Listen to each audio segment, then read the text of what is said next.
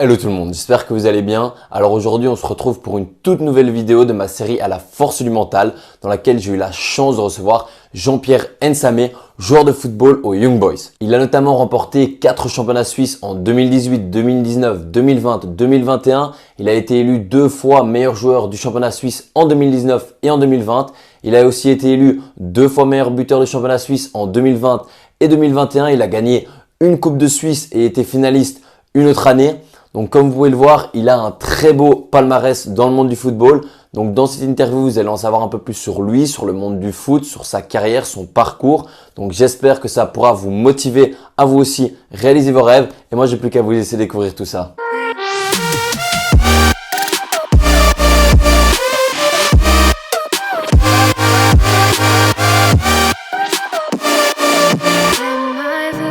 Je suis Jean-Pierre Nsamé, je suis joueur professionnel aux Young Boys. J'ai commencé à Angers, j'étais formé à Angers et puis après j'ai fait des prêts à Carquefou, Amiens. Ensuite je suis parti à Genève au Servette à la fin de mon contrat. Ensuite mon palmarès, écoute, aujourd'hui je suis quadruple champion de Suisse avec un doublé la saison dernière.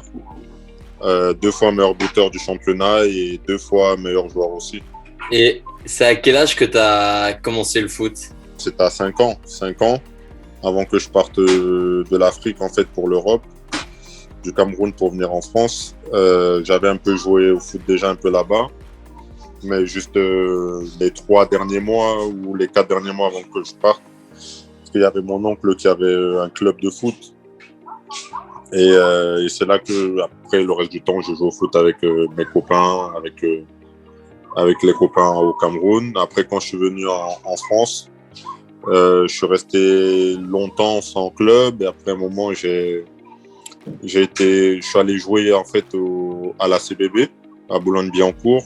Et après, sur un tournoi de futsal, il y a un recruteur qui vient me voir, qui veut que je parte faire un essai au Bourget. Et j'arrive au Bourget en janvier. Et je me rappelle, ils étaient un peu 7e de classement. C'est le classement régional, là où il y a 14 équipes.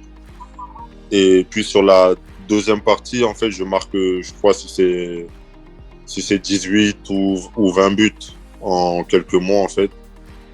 Et après, j'ai fait les classes au Bourget. Ensuite, je pars jusqu'en 14 fédéraux. En plus, en 15 ans, je pars à Drancy, le club rival, en fait. Et moi, j'avais un objectif, c'était de signer en centre de formation. Et puis, le projet, c'était ça. On essaie de monter en saison nationaux. Et puis, si j'ai une proposition d'un club, je pouvais partir, tu vois. Et donc, finalement, on atteint l'objectif. Entre-temps, j'ai un essai à Angers. J'y vais. Et puis, Angers me propose un contrat pour venir. Et tu dirais que c'est vers quel âge que tu as vraiment eu cette envie de devenir professionnel? En fait, j'ai toujours eu envie de devenir professionnel. Mon frère, d'ailleurs, qui est à côté de moi. Quand on était petit, je disais toujours que je voulais être joueur de foot, mais pas joueur de foot du dimanche. On avait le même rêve. C'est pas pour manquer de respect aux joueurs du dimanche, mais c'est une façon de parler pour dire on voulait pas juste jouer avec les copains, quoi. Nous, ce qu'on voulait, c'était les stades, les compétitions, etc. Donc, et puis ça, en fait, moi, je me le suis dit très tôt. Et en fait, c'est incroyable de voir comment, en fait, une pensée, si je pourrais dire, une pensée aussi jeune, en fait, a un impact dans ton cerveau. Dans le sens que c'est une idée que tu mets, une conviction que tu mets, et en fait, ça te suit tout au long. Et c'est peut-être inconsciemment ce qui dirige aussi, qui guide tes réflexions sans que tu le saches. Donc, moi, c'était vraiment très tôt que j'avais décidé ça. Et puis derrière, quand on était au collège, au lycée, nos choix scolaires, le mien comme ceux de mon frère aussi, ils ont été un peu dictés par ça aussi. Et je me souviens l'année où je pars à Angers, je lui avais dit, on avait pris une école qui nous faisait sortir en fait de notre coin, en fait, de notre cité, si je peux dire, qui nous faisait sortir de là-bas. On partait pas à la même endroit où il y avait tous les gars de cité qui allaient au même lycée. Et je lui avais dit, en fait, cette année-là, je voulais faire école foot. parce que j'avais l'objectif de pouvoir partir de la région parisienne. Mhm. Et en fait, à la fin de l'année, j'ai fait école foot. Et puis à la fin de l'année, j'ai eu la possibilité de partir et je suis parti. Et tu dirais que ça a été quoi les obstacles ou les sacrifices les plus importants que tu as dû faire pour en arriver là où tu en es aujourd'hui? Déjà, en fait, le premier sacrifice que j'ai fait en partant non seulement de la région parisienne, c'était de quitter ma famille, tu vois, parce que avant ça, j'étais toujours avec mon frère, on a tout fait ensemble. Là, il est en train de me dire, j'ai arrêté les tartines de Nutella. Non, je veux dire, tu vois, on a fait, comme si je peux dire, mes premières conneries, je les fait avec lui. On a joué au foot ensemble, on a tout fait ensemble, l'école, etc. Et puis c'est compliqué en fait de quitter en fait toute cette ambiance, tout cet environnement-là et de te dire tu vas partir dans un endroit où tu ne connais personne finalement. Tu arrives dans un endroit où il y a plein de jeunes, il y a plein d'autres garçons. En quelque sorte, tu es autonome. Mais on va dire, comme je savais pourquoi j'y allais, c'était un objectif qui prenait tout de suite le pas en fait au-dessus de cette frustration-là. Mm-hmm. Donc je savais que j'étais là pour quelque chose et qu'il fallait que je m'investisse pour ça, pour justement pour pas que ce sacrifice puisse me peser dessus et puisse être contre-productif. Tu vois. Mais voilà, après ma famille, elle est toujours restée proche de moi, elle est toujours restée avec mon frère, on échange toujours. Hein. La preuve en est qu'aujourd'hui, quand je rentre en région parisienne, c'est mon sparring partner d'entraînement. Donc je fais tous mes exercices avec lui. Enfin, je connais le foot mieux que beaucoup de personnes qui ne regardent que le foot à la télé, si je pourrais dire. Tu vois. Et j'aimerais savoir, quand on voit le nombre de personnes qui veulent devenir footballeurs professionnels au final, alors qu'il y a peu d'élus, si je peux dire ça comme ça, tu dirais que c'est quoi le plus dur pour percer dans le foot? Le truc c'est que tu sais, il y a plein de facteurs en fait qui rentrent en ligne de compte. Moi, j'ai toujours dit à certains, parce que aujourd'hui, peut-être, il dirait, je le dis parce que je suis joueur de foot et on va dire, il dirait, peut-être, je le dis pour montrer que je suis humble, mais non, parce que ça, c'est par rapport à mon frère. Moi, quand on était plus jeune, mon frère, je l'ai toujours trouvé meilleur que moi sur plein de domaines. Mais maintenant, en fait, moi, ce qui est, je pense, je sais pas, ce qui a certainement peut-être fait la différence, peut-être entre lui et moi, c'est que je sais pas si moi j'étais plus clair dans ma tête ou j'étais plus, comment dire, déterminé. Ouais, voilà, peut-être plus déterminé, tu vois. Enfin, je sais pas, mais en tout cas, c'est moi en fait, dans ma tête, je m'étais, comment dire, je voulais devenir joueur de foot.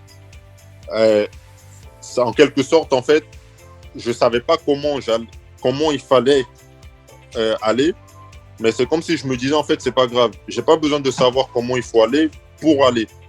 Je vais aller et sur la route, en fait, je vais apprendre des choses. Je vais mettre des choses en pratique et ça va m'aider à progresser, tu vois. Donc, dans ma tête, j'étais vraiment organisé pour me dire, j'avais les étapes devant moi et je voulais franchir chaque étape les unes après les autres.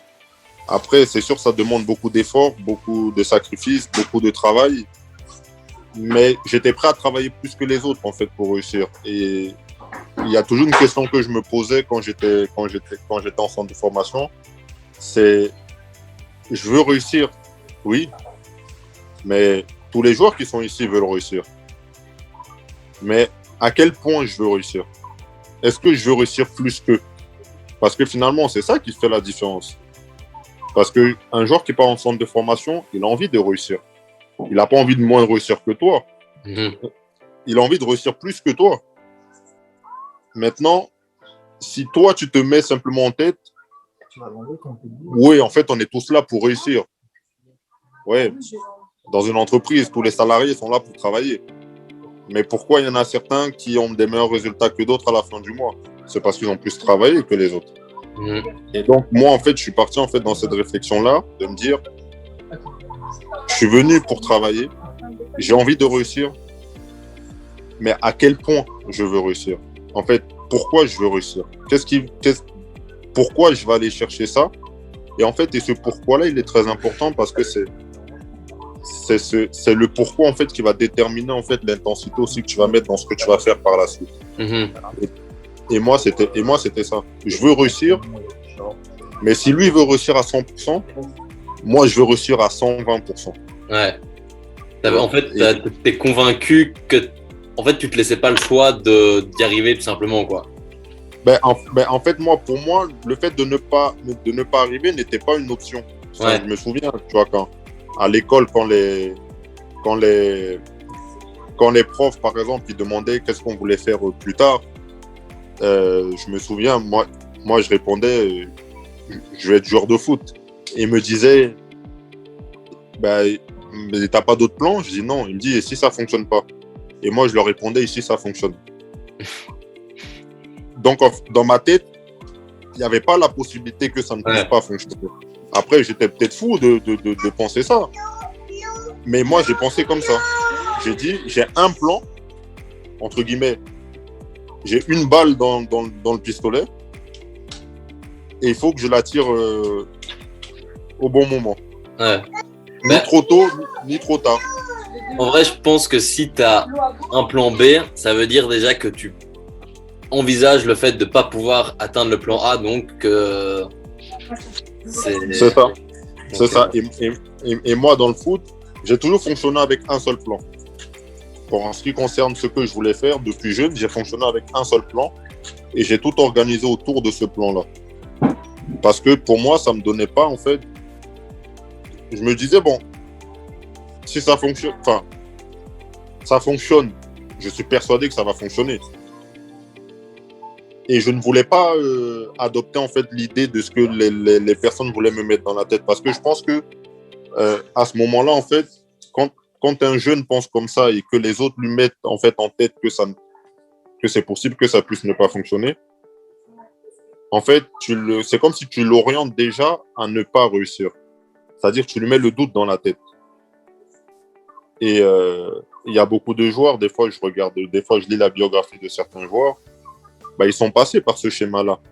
En train de dire, on leur disait, ouais, mais si ça réussit pas. Eux, ils disaient, mais ça va réussir. Il a dit, ouais, mais tu veux pas faire quelque chose d'autre dans ta vie? Non, moi, je veux faire ça. Non, en fait, le reste, j'y pense pas. Parce que c'est ça que je veux faire. Donc, je vais concentrer toute mon énergie sur ça. Et je trouve que tu atteins peut-être plus de résultats quand tu concentres, en fait, ton énergie et ta force sur une chose. Mmh. Mieux vaut le faire à 100% que de faire deux choses à 50%. Ouais, entièrement d'accord.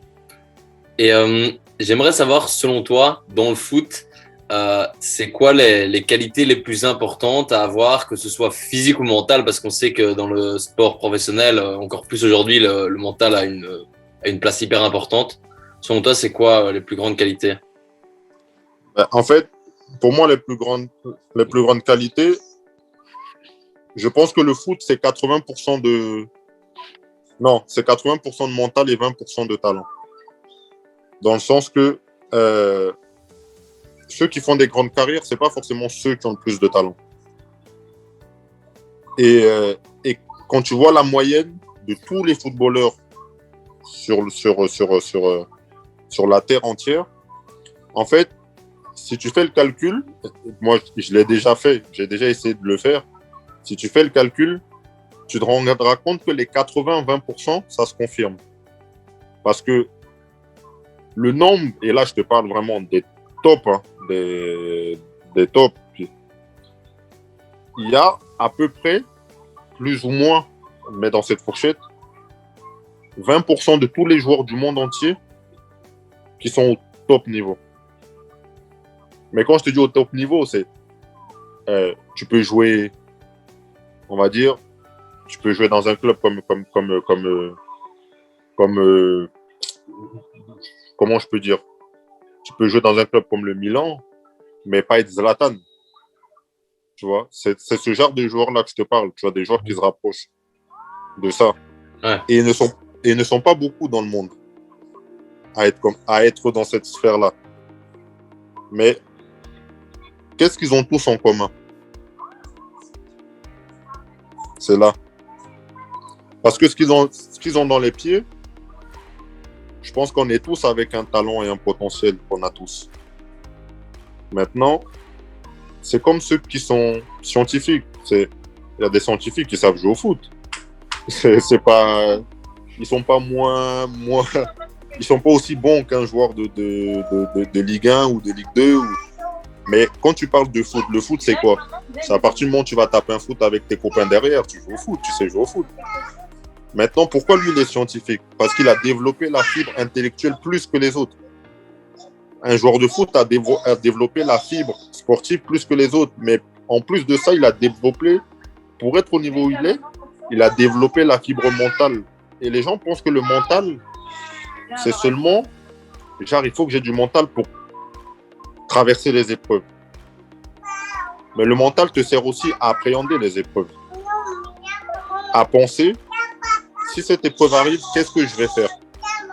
Comment je m'organise? Le mental, c'est aussi planifier, en fait, son chemin. En fait, tout ça, c'est le mental. Le mental, c'est de savoir comment je me transcende sur un terrain. Comment je me prépare pour un match, pour un rendez-vous, peu importe, tu vois. Et cette part-là, aujourd'hui, elle est mise de côté dans le foot. Moi, ça fait 2 ans que j'ai accentué, en fait, cette part-là. Parce qu'il y a 2 ans et demi, j'ai compris, en fait, ce que c'était le mental. Pas le mental, comme je te dis, pour traverser les épreuves. Ça, on l'a tous. Je veux dire, quand tu es dos au mur, ça n'a pas le choix. Ton mental, il prend ta tête et prend le relais. Ce sont plus tes qualités qui vont... Tes qualités vont fonctionner toutes seules parce que ton mental va prendre le relais. Maintenant, avoir le mental dans le foot, c'est avoir le mental pour travailler parce que le foot, c'est de la souffrance. Hein. C'est quand tu fais les préparations physiques, chaque année, tu enchaînes les matchs, les blessures et même, je dirais, même la célébrité. Il y a des joueurs, parce que mentalement, ils n'étaient pas forts, ils ont été célèbres, mais ils ont déprimé. Mais parce que mentalement, tu n'es pas préparé à ça. Tu n'es pas préparé. Et ça, aujourd'hui, dans le foot, c'est ce qui manque. Aujourd'hui, en tout cas, c'est ce qui manque. C'est en train de venir petit à petit, mais il y a beaucoup de joueurs qui pensent que quand on te dit va voir un coach mental, ils pensent que c'est parce qu'ils sont faibles mentalement. Alors que non, c'est pour leur préparer en fait à quelque chose et pour qu'eux-mêmes trouvent les clés à l'intérieur d'eux-mêmes pour avancer. Et c'est pour ça qu'aujourd'hui, le taux de joueurs qui ont réussi à trouver ces clés-là, c'est pour ça qu'ils sont au-dessus des autres. Et c'est pour ça qu'ils gagnent. C'est pour ça qu'ils vont gagner des ballons d'or. C'est pour ça qu'ils vont être les meilleurs dans leur catégorie, dans leur style de jeu. Parce que mentalement, ce sont des machines. Et toi, comment est-ce que tu travailles ton mental? Ben moi, aujourd'hui, j'ai un coach mental et un préparateur mental. Au début, quand j'ai commencé, j'ai commencé avec un coach mental pour en fait, je voulais découvrir ce que c'était le mental dans son ensemble. J'étais curieux, je voulais découvrir ce que c'était le mental. Et quelque chose qui m'a fait tilter, c'est un jour, je regardais un match de tennis de Djokovic, je crois.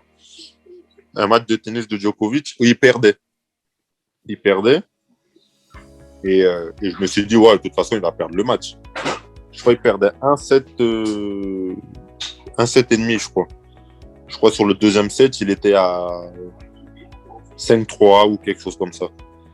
Et à un moment, en fait, il loupe une balle et il y a la caméra qui fait un zoom sur son visage.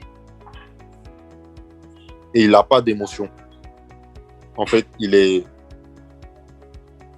Ouais, enfin, t'as l'impression que c'est un robot. Et ce jour-là, et en fait, cette image, elle m'a frappé. Et je suis allé me renseigner. J'ai dit, mais comment il arrive à rester aussi calme? À la fin, il a gagné le match. Et c'est ça, et ça m'a choqué de voir qu'il a en fait, parce que moi, je dis, je regarde plus, il a perdu. Et je vois, il a gagné le match. Et je me suis dit, mais comment il a fait? Et en fait, en allant chercher, m'instruire, etc., bah, qu'est-ce que j'ai vu? Il a un coach mental. Et là, je dis, est-ce que je me suis fait la réflexion, est-ce que ça pourrait être à cause de ça qu'il a été comme ça? Et quand tu regardes un peu, tu suis un peu ce que Djokovic il fait, etc., bah oui, il a un coach mental, il se prépare mentalement pour ses grands chelems et tout. Et donc, je suis allé dans cette voie-là. Et aujourd'hui, bah, pendant ma saison, bah, j'ai mon préparateur mental avec qui je travaille une fois par semaine, une fois tous les 10 jours, en fonction des matchs et des trucs. Mais c'est toujours, comment dire, tu sais, c'est pas des questions. Ouais, en fait, ouais, si je pourrais dire, ce sont des questions pour préparer ton mental, pour le travailler. Pas forcément pour. C'est pas des questions qui vont te mettre mal à l'aise ou. En fait, on ne règle pas un problème. C'est comme si on prépare ton mental à anticiper un problème. Ouais. Un potentiel problème. Mais on le prépare aussi à te donner les solutions pour le moment. Les solutions mentales, neurologiques, qui vont te permettre en fait d'être performant dans ce que tu fais. Ouais, je vois. Ouais, donc ouais, en vrai, ouais, je pense que dans le sport de haut niveau et même dans la vie au final, le mental c'est hyper important. Et c'est vrai qu'on a tendance à le négliger un peu. On le néglige même pas qu'un peu, beaucoup. Et j'aimerais savoir, c'est quoi les sensations que tu as quand tu gagnes les championnats chaque année? Meilleur buteur, meilleur joueur, c'est quoi tous ces trophées, toutes ces récompenses? C'est quoi les sensations que tu as au moment même et quelques temps après quand tu réalises réellement ce que c'est? Ben, en fait, mon premier titre, en fait, quand j'ai gagné avec Young Boys, j'en revenais pas parce que ça faisait 32 ans que le club n'avait pas gagné de titre. Et en fait, je me souviens, on était en train de fêter le titre au stade. Et on était sur les gradins et je regardais en bas et je voyais le stade qui était blindé, toutes les personnes, tout ça. Et je me souviens avoir fermé les yeux et d'avoir essayé de ressentir en fait toute cette atmosphère-là. Et c'est incroyable parce que tu te dis, en fait, des gens, ils attendent ça depuis 32 ans. Toi, tu ne te rends pas compte combien de temps ça fait. Il y a des personnes que j'ai croisées, par exemple, qui m'ont dit, depuis 10 ans, je vais au stade. Et là, toi, dans ta tête, tu fais le calcul. Tu te dis, depuis 10 ans, il va au stade. Donc, ça fait 22 ans qu'il va au stade. Et 22 saisons qu'il a vu son club ne pas remporter de titre. En fait, je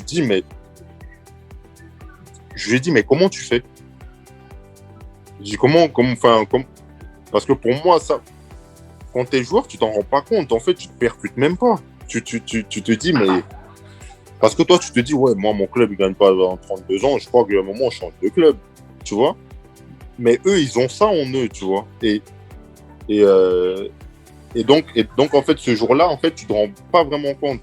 Et c'est quelques temps après, parce que j'ai eu la chance de marquer le but qui a offert le titre, en fait, au bout de 32 ans. Et parfois, en fait, quand je partais faire mes courses, et même jusqu'à encore aujourd'hui, il y a des gens, ils me remercient encore. Pourtant, on a gagné 3 titres entre-temps. Il y a des gens qui me remercient encore pour la date du 28 avril 2018. C'est ouf. Imagine, pour le 28 avril 2018, qui me remercie encore pour ça. Tu dis, non, 2017, c'était 2017-2018. 2018. Et qui me remercie encore pour cette date-là. tu dis, mais t'es au courant qu'on a remporté 3 titres en temps? Mais en fait, c'était le titre qui a déclencheur, en fait, et qui les a marqués. Le titre déclencheur des 3 autres, mais le titre le plus marquant des 4. Tu vois? Ouais. Et après, pour moi, personnellement, moi, je m'en rends surtout compte sur le moment, parce qu'en général, il y a toujours ma famille qui m'accompagne dans ce genre de moment, donc je profite de l'instant avec eux. Je suis pas trop en train Et la vérité, c'est ça, c'est que sur le moment, c'est mon frère qui me dit ça parfois, parce que sur le moment, je suis pas vraiment en train de réaliser ce qui se passe autour de moi. Tu vois, et puis, je profite avec ma famille, on s'amuse, et c'est simplement quelques temps après, quand on est à la maison, qu'on en reparle. Tu vois, il me dit, tu te rends compte, 32 ans, c'est long, 32 ans. Je dis, ouais, c'est... Et puis, quand je finis meilleur buteur, meilleur joueur, des choses comme ça, bah, c'est pas quelque chose... Tu vas pas le voir écrit sur mon front, parce que je profite en famille, mais après, quelques temps après, c'est quelque chose qui s'extompe, en fait, et qui laisse place, en fait, à une certaine... on va dire normalité, légèreté, parce que je suis conscient aussi que les saisons se suivent, mais elles ne se ressemblent pas. Ouais. Et tu dirais que maintenant, ça a été quoi les moments les plus durs de ta carrière? Bah, je vais dire, le moment les plus durs, on va dire, c'est celui que je vais vivre maintenant, parce que je me suis fait une rupture du tendon d'Achille. Avant ça, j'ai pas connu forcément de moments durs. Je veux dire, comment dire, je suis arrivé au Servette, j'ai fini meilleur buteur avec 23 buts. J'arrive au Young Boys, la première saison, je finis troisième meilleur buteur du championnat avec un titre à la fin. La saison suivante, je finis deuxième meilleur buteur du championnat, sachant que le premier, c'était Guillaume Moirot qui joue dans la même équipe que moi et dont j'étais le remplaçant. Et ouais, c'est vrai. Ouais. Et ouais, il m'a rappelé un truc. Donc, et puis la troisième saison, enfin pas celle-ci, mais la saison d'avant, je marque 32 buts en 32 matchs, donc je bats le record de la Super League de buts sur une saison. Et en plus, on fait le doublé dans la même saison aussi. Et puis cette année, on gagne le titre encore et je finis encore meilleur buteur cette saison. Donc sur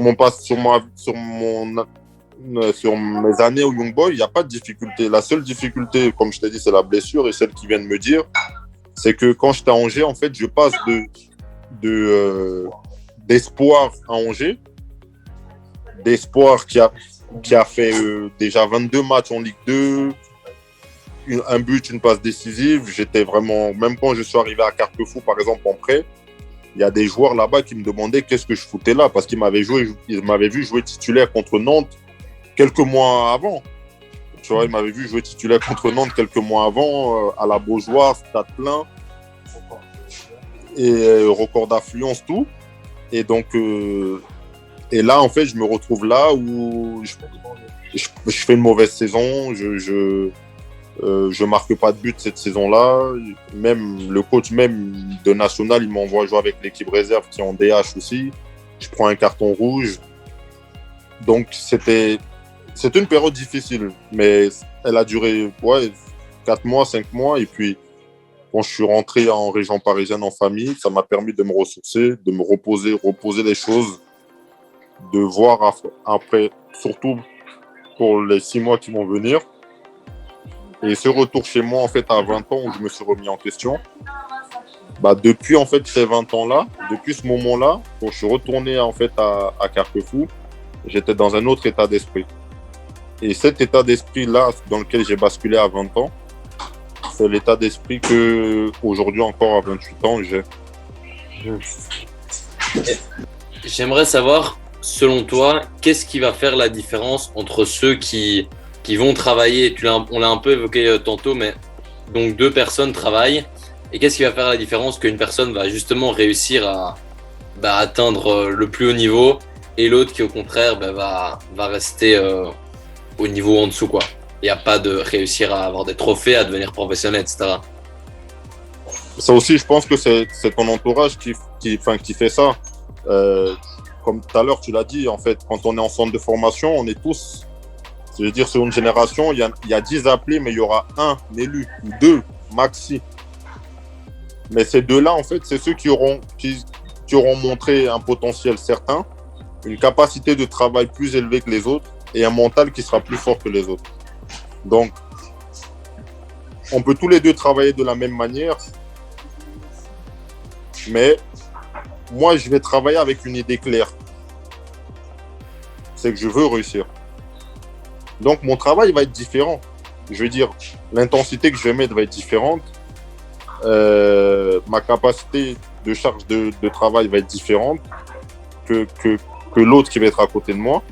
Donc, c'est vraiment ça, en fait. C'est vraiment ce que tu as dans la tête. C'est ça qui va influencer. Et c'est ça qui fait qu'un va réussir plus que l'autre. Aujourd'hui, il y a des joueurs qui sont dotés d'énormes talents, mais qui n'ont pas cette culture du travail.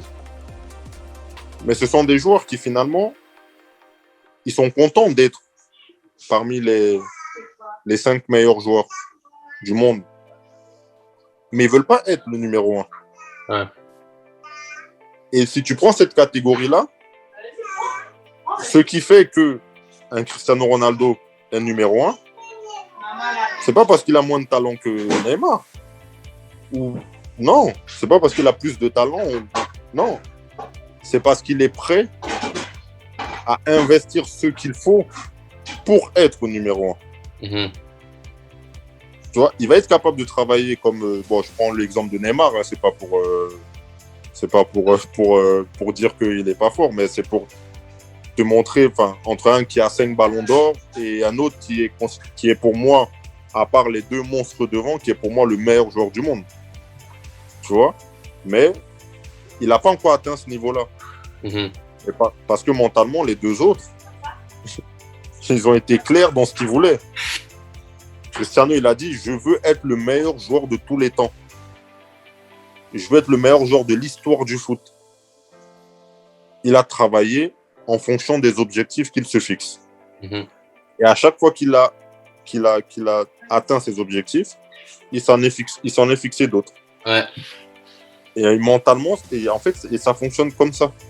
Quand tu atteins un objectif, il s'en fixe d'autres. Il repousse ses limites parce qu'en fait, il agit comme s'il n'avait pas de limites. Tu vois? Ouais, non, et c'est pour ça que, et moi, quand j'étais jeune, par exemple, on m'a posé la question une fois. On m'a dit quel est ton plan de carrière? Et je me souviens, j'avais 19 ans, j'ai dit ça va peut-être vous paraître fou, mais je veux faire partie des meilleurs attaquants du monde. Et j'avais 19 ans. À ce moment-là, peut-être tu sais pas ce que tu dis, peut-être tu sais pas ce que tu penses. Mais tu vois, j'ai eu la surprise il y a quelques temps, il y a 6 mois par exemple, sur l'année 2019, peut-être que quelqu'un se dira, ouais, mais attends, tu joues au Young Boys, mais tu as pas été parmi les meilleurs attaquants du monde. Je lui dirais, en fait, si. Parce que sur l'année 2019, parce qu'on me l'a envoyé, hein, je le savais pas, on me l'a envoyé. Sur les buteurs européens, je finis 5e. Et pourtant, je suis qu'au Young Boys. Hein. Donc finalement, quelqu'un peut se dire, ouais, mais... J'ai dit oui. Mais à ton avis, est-ce que l'objectif que je m'étais fixé, je l'ai atteint ou pas? Moi, j'estime que oui. Non, clairement. Et j'aimerais savoir, je trouve que dans notre société, il y a énormément de gens qui ont justement peur de réaliser leurs vrais objectifs, peur de réaliser leurs rêves parce que ils ont peur d'échouer, peur du regard des autres ou peur de plein de choses. Et du coup, ils préfèrent se focaliser sur la sécurité, entre guillemets. J'aimerais savoir qu'est-ce que tu dirais à ces personnes pour justement qu'elles osent se lancer. En fait, c'est qu'ils se posent la question, qu'est-ce qui leur fait peur dans leur réussite? Parce qu'il y a toujours quelque chose, en fait, c'est que beaucoup de personnes, qu'est-ce que je pourrais dire? Ils idéalisent leur vie. Genre, ils se disent, j'aimerais ceci, j'aimerais cela. Mais ils ne se posent pas la question de savoir, mais j'aimerais ça. Mais je fais comment pour aller? Je fais comment? Parce que, je veux dire, quand tu es chez toi et que tu veux aller à Carrefour, il faut bien que tu utilises quelque chose pour aller à Carrefour. Soit tu utilises tes pieds parce que c'est juste à 200 mètres, soit tu utilises une voiture parce que c'est plus loin. Je veux dire, tu es sur ton canapé, tu dis pas je vais aller à Carrefour et d'un coup tu es à Carrefour. En fait, ça te nécessite un effort de passer d'un point A à un point B. Et pour ces personnes-là, en fait, c'est peut-être de se poser la question, mais finalement, qu'est-ce qui m'empêche d'atteindre mes rêves? Qu'est-ce qui m'empêche? Parce qu'une chose qui est sûre, c'est que si tu veux, tu peux. Alors, tu pourras peut-être pas autant que tu veux. Tu pourras pas, on va dire, l'imagination d'une personne, elle reflète jamais ce qui se passe dans la réalité. Parce que parfois, c'est plus que ce que tu as imaginé, parfois, c'est moins. Donc, tu ne pourras jamais satisfaire à 100% ton imagination parce qu'on imagine tellement des choses que parfois, tu dis c'est loufoque. Mais une chose qui est sûre, c'est que se lever tous les matins pour aller faire, ça, on peut tous le faire. Donc, il ne faut pas simplement dire « je veux », idéaliser en fait ce qu'on a envie d'atteindre et se dire « en fait, je veux réussir, mais je ne veux pas les inconvénients ». Mais si tu ne veux pas les inconvénients, comment tu veux réussir? Ah non, clairement. C'est pas possible. Tu es obligé de passer par des phases de difficulté, Parfois, les gens, ils vont pas croire en toi. Parfois, les gens, ils vont te rabaisser. Mais ça va forger ton mental. Et parfois, on dit, gravir une montagne, c'est long. Mais c'est rien comparé à la vue que tu as quand tu es tout en haut. Quand tu es tout en haut et que tu regardes, tu te dis, waouh, en fait, j'ai bien fait. Mais par contre, si tu viens devant la montagne, tu te poses, tu te dis, putain, c'est grand. Putain, j'y arriverai pas. Tu bougeras jamais. Mais sauf que quand toi, tu vas pas bouger, un autre va bouger. Ouais. Et là, en général, ce qui se passe avec les gens, c'est que quand il y a un autre qui bouge, il commence à envier celui qui est là-haut.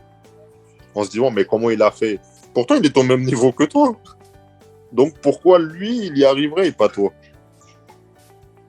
C'est simplement parce que lui s'est levé et qu'il a commencé à mettre un pas devant l'autre. Et bizarrement, il s'est rendu compte que finalement, je peux avancer quand même. Hein. Il s'est dit, finalement, je peux avancer. Hein, mais bah oui, tu peux avancer. Tout le monde peut avancer. Mais il faut avoir envie d'avancer. Ouais, non, clairement, je partage ton avis sur ce sujet.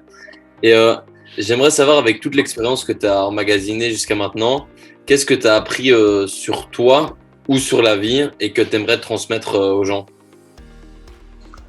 Bah, en fait, ce que j'ai appris, c'est que moi, je dis toujours, je suis quelqu'un, j'avance, enfin, j'ai toujours dit, je travaille comme si je n'avais pas de limite. En fait, je ne me fixe aucune limite. Enfin, sauf la limite de faire les choses dans les règles. Mais je veux dire, par exemple, quand je commence un championnat et qu'on me demande combien de buts tu veux marquer, je dis j'en marquerai le plus possible. Je ne me fixe pas de limite. Parce que me fixer en fait un chiffre, c'est comme si je me mettais déjà une limite. Et ce que je pourrais transmettre aux gens, c'est on est tous capables de faire quelque chose. Mais on est tous capables de ne rien faire non plus. Mais c'est qu'en fait, ton rêve ne se réalisera pas si tu le regardes simplement du point où tu es. Mais par contre, ton rêve, il te paraîtra encore plus grand, plus tu vas t'en approcher et plus il te paraîtra grand. Et même pour des gens qui font le sport, par exemple, peut-être je peux entendre des gens, par exemple, que ce soit même juste des problèmes, tu sais, des problèmes de poids, des choses comme ça. Tu sais, ils regardent des gens à la télé, ils disent ouais, celui-ci il est comme ci, celui-ci il est comme ça. J'aimerais bien, je voudrais aussi. Lève-toi, lève-toi seulement. À partir du moment où tu vas te lever, tu vas voir à quel point ça va être facile. Au début, ça va être dur, mais quand tu vas passer cette phase, tout le reste derrière te paraîtra facile. Au début, en fait, quand tu es jeune, quand tu commences une préparation, tu as mal partout. Tu te dis, mais parce que ton corps, il n'est pas habitué à cette intensité-là. Mais pourquoi au bout de 3 semaines, 1 mois, tu n'as plus mal? Parce que ton corps, il a basculé. Il sait maintenant. Et là, à partir du moment où il a basculé, là, tu es capable de le modeler, de le travailler, de faire en sorte qu'il avance, qu'il progresse, qu'il devient plus fort, plus résistant. Donc, ouais, je dirais simplement aux gens, écoutez, la vie, elle est remplie de surprises. Elle est remplie d'imprévus. Elle est remplie de choses qu'on ne maîtrise pas. Mais la seule chose qu'on maîtrise, c'est ce que nous, on veut. Et la seule chose qu'on maîtrise, ce sont nos gestes. Ce sont nos pas. Ce sont nos actions. Si tu ne fais pas d'action, tu n'as pas de résultat. À partir du moment où tu fais des actions, que ce soit à court, moyen, long terme, tu auras toujours un résultat. Aujourd'hui, les gens ils ont l'impression que, bien sûr, aujourd'hui, je suis content de tout ce qui m'arrive, mais tout ce qui m'arrive aujourd'hui, durant ces 4 ans-ci, c'est-à-dire ça a commencé à 24 ans, mais j'étais pro depuis 20 ans. Et de 19 ans à 23 ans, à 24 ans, j'ai connu la galère.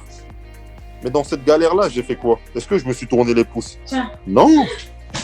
Est-ce que je me suis plaint? Non. J'ai continué à travailler, j'ai continué à faire les trucs, même si c'était tout seul ou avec mon frère. J'ai continué, on a travaillé. Le nombre de fois que j'ai travaillé sur le terrain, 2 heures à répéter les gammes, à frapper au but, à faire des choses, à faire des actions, même sans but, etc. Mais le nombre de fois que j'ai fait ça, et le nombre de fois que je le fais toujours, même en étant dans mon club de Young Boys, même quand je rentre en vacances ici, on part toujours jouer au foot, on refait toujours les mêmes choses, on retravaille toujours les mêmes choses. À l'entraînement, je fais toujours les mêmes choses, je travaille toujours, je me perfectionne encore. Mais tout ça, c'est simplement la chose que je peux maîtriser. Et à l'heure actuelle, c'est quoi tes objectifs futurs? Mes objectifs futurs, c'est de continuer à progresser, d'aller le plus loin possible. Comme je t'ai dit, je me fixe pas de limite. Je me fixe pas de limite. Donc, à partir du moment où je me fixe pas de limite, tant que je sens que j'ai encore matière à progresser, je vais progresser. Et je te dis pas, je vais essayer. Non, je te dis, je vais progresser. Parce que je suis clair avec mon cerveau. Je suis clair, en fait, avec mes objectifs. Je vais progresser parce que je vais faire en sorte de progresser. C'est pas je vais essayer. Après, parce que ça, c'est ce que je peux maîtriser. Si tu me dis, est-ce que je veux finir encore meilleur buteur la saison prochaine? Je te dis ça, par contre, je sais pas. Parce que meilleur buteur, ça ne dépend pas de moi. Ça dépend de mes partenaires, ça dépend de mon équipe, ça dépend du championnat, ça dépend de plein de choses. Mais travailler pour être toujours aussi tueur, toujours aussi efficace, toujours aussi froid devant le but, ça, c'est ce que je peux faire. Et donc ça, je vais le faire. Après le reste, ça ne dépend pas de moi. Parfois, tu peux avoir un match top, tout réussi. Parfois, tu peux avoir un match où rien ne te réussit. Mais ça ne remet pas en cause ton travail. Non. C'est que ce sont des journées comme ça. Il ne faut pas se prendre la tête plus que ça. Donc, tant que j'aurai matière à progresser, je vais progresser. Parce que j'ai cette soif de toujours progresser, en fait, et de toujours avancer. Quand je rentre en vacances, j'ai toujours mon frère. Mon frère, il a toujours pensé à un truc. Ah ouais, j'ai pensé qu'on pourrait faire ça. Moi, je reviens avec une idée. J'ai pensé qu'on pourrait travailler ça. Cet été, si tu regardes ce qu'on a fait cet été, aujourd'hui, chez lui, c'est presque un centre d'entraînement avec avec tout ce qu'on a appris, parce que mon frère et moi, on est dans cette même démarche-là. Aujourd'hui, j'ai la chance de vivre un rêve qu'on avait à deux, mais lui, il le vit à travers moi.